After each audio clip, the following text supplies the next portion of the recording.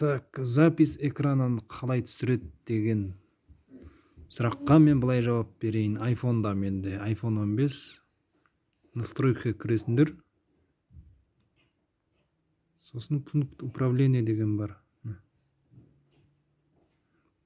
Пункт управлениеге кіресіңдер. Сосын мына жақта міне запись экраны менде қосылып тұр, удалить етесің да, мына жақта. Міне қазір запись экраны жоқ. Мына ішінен тауып аламыз элементы управления деген. Запись экраны мына жерде тұр екен, мен қосамын.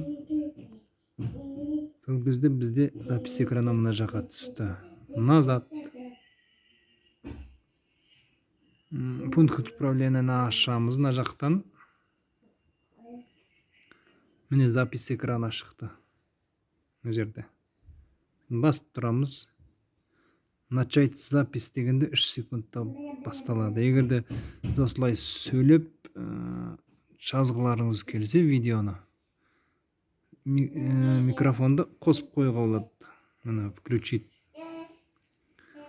Бұл кезде сөйлегендерің бәрі бірге YouTube'пен бірге шығып тұрады. Ал өшіріп қойсаң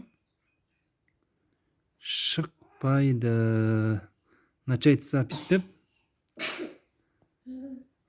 міне бір жазылып жатыр қазір. Қазір экраным мені жазылып жатыр менің. Экраннан жазылып жатыр. Мына жерде бітемді остановить деп басам. Сонда 18 секунд бізде жазып алды қазір.